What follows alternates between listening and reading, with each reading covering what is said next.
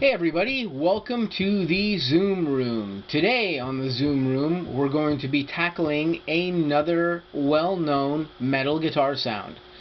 And the band and the guitar player we're going to be tackling today is Dino Cazares from Fear Factory. Now, Dino Cazares has a very famous sound. His sound is very unique. It's made up of a couple of different components. I've done a lot of research to try to mimic it in my Zoom processing units.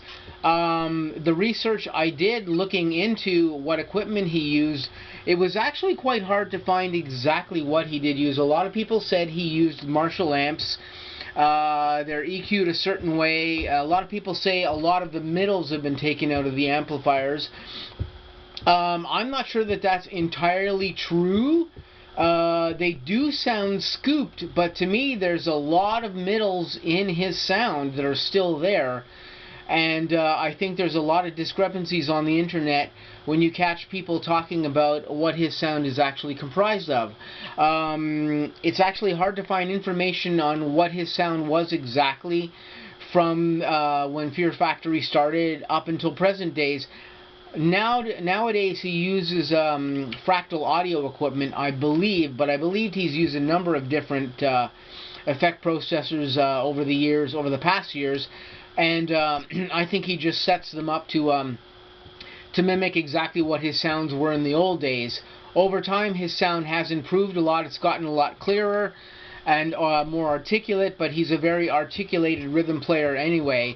He's very, very tight and very precise, and that is definitely part of his sound. A lot of his sound is in his hands as well too, as whatever amplifiers it is he's particularly using.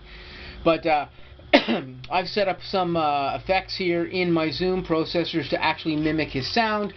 Actually, the metal sound I'm using now in a lot of the original metal work I'm doing on some records at the moment is actually somewhat made up of both his sound and made up of Mick Thompson's sound from Slipknot. So it's kind of a combination of the two.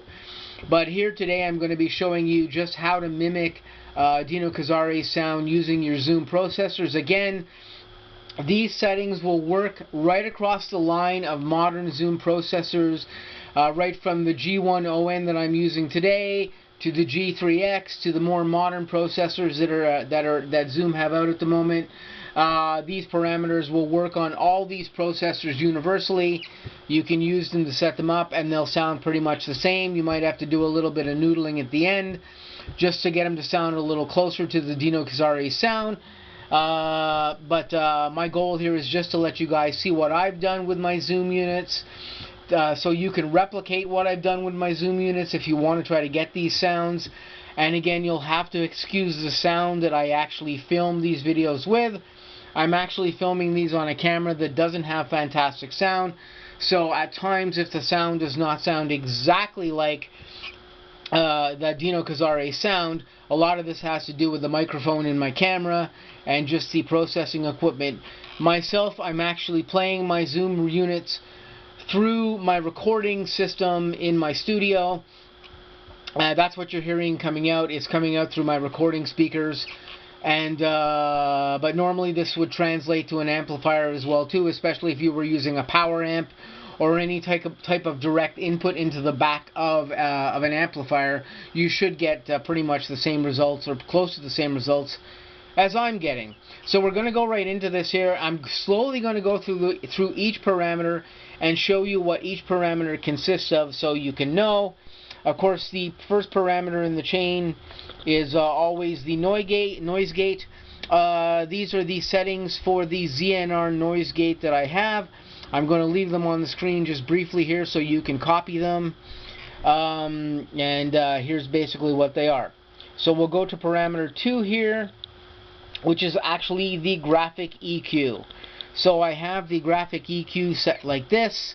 160 Hertz is set at +4. 400 Hertz is set at +6. 800 Hertz is set at +11. 3.2 kilohertz is set at +6. 6.4 kilohertz is set at +8. 12 kilohertz is set at 12 kilohertz is set at 0. And the level is maxed out at 150. When we go to the actual amplifier parameter, it's a diesel drive amp that I'm using to emulate this sound. It was the amplifier that to me sounded the closest to what Dino was using. Even though we have been told that he's used Marshalls in the past, I chose this amplifier parameter because it sounded best. Here are the settings for this amplifier. The gain is set to 12. The tube sag is set to 100. The level is set to 100. The treble is set to 35. The middles are set to maximum at 100. And the bass is set to 53. The presence is set to 55. And we're using a diesel drive 4x12 cabinet with a stack power amp out on this setting. The next setting in the chain is actually a parametric EQ. And we're using this parametric EQ just in the way I've explained in a previous video. We're basically using it as a frequency cutoff for the low end and the high end. It's to eliminate high end sizzle because the sound of the Dino Cazares guitar is quite dirty and quite heavy, so we're eliminating the unnecessary sizzle in the high end and the unnecessary boominess in the low end. So the settings here for the parametric EQ are: the frequency is at 80 Hertz, the Q level is at 16 kilohertz, the gain is at -12, and when we go down the effect chain here, the higher frequencies are set to 3.2 kilohertz. The frequency Q setting here is set to 16 kilohertz. And the gain setting here is set to -12. So what this is basically doing here is we're grabbing everything above 3.2 kilohertz and we're basically turning it all the way down with the -12 setting here. So nothing above 3.2 kilohertz on a curve is really coming through in this particular sound. It's all quite nominal. And the level, of course, is set to 100 here on the parametric EQ. So we will go to the very last parameter here. And this is a stomp box delay parameter. Now this is set quite strangely here, because what you're doing here is we're basically just doubling the sound of the guitar with this delay. We're putting a slightly less loud repeat into the sound, blended into the original sound. So the effect level for this is at 41. The feedback is at 0. The time is 1 millisecond. That's all you need, because you're just doubling the guitar on a very, very short time delay, and you don't want it to sound like it's like a chorus. So the time delay is exactly 1 millisecond. The sync is off for the stomp box. It's in mono mode, and the tail is off. So all of these combination of effects in this order together, when you hear them, actually sound like this.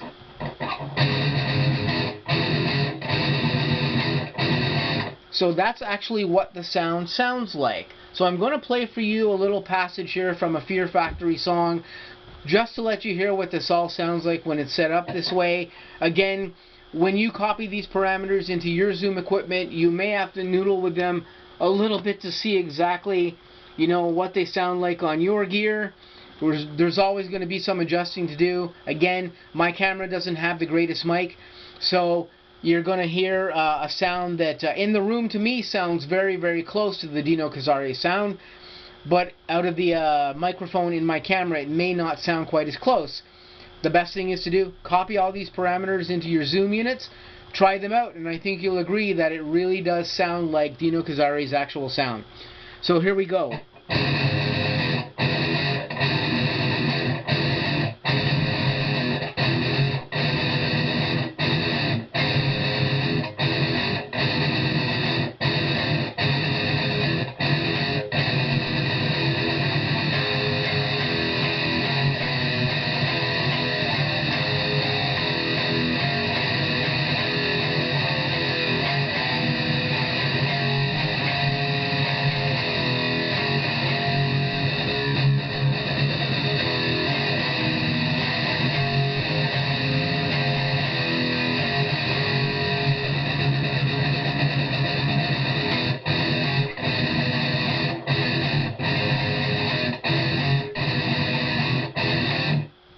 So there you go. There's a little clip.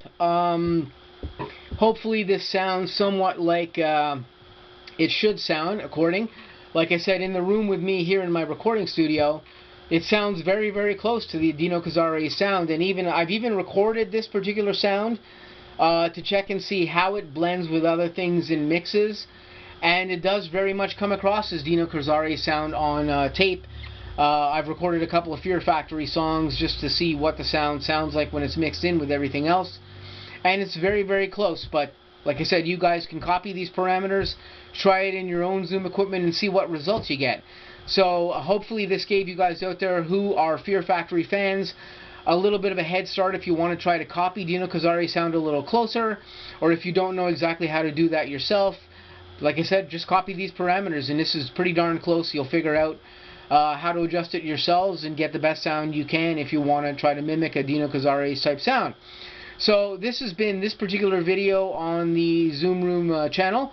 Again, stay tuned in the future. I'll be showing you guys some other programming work for some other famous guitar sounds that are out there, as well as some other programming tricks for your Zoom processors. Like I said before, the tricks that I show you on here should work right across the line of modern Zoom processors. Pretty much all of the current processors that they produce for guitar are capable of doing all of these parameters. And you just need to doodle around with your units and learn how to use them. Again, I use Zoom units myself currently for most of my recording purposes and in live settings. I love the units. I've got all kinds of other units that I've owned over the years, including just about everything Line 6 makes in any type of pod unit. I've got Boss processors as well too. I've had everything you can think of. And I really like using my Zoom processors because they're very simple to program, really, really easy to use, and they get great sound. They produce exactly what I need out of them without having to go into really, really super high-end, expensive processing equipment. And this is one of the reasons why I currently use them. So I'm just going to say to you guys, I hope you guys have an awesome day. Stay tuned for some more content coming up on the Zoom Room channel, and I'll catch you guys really soon.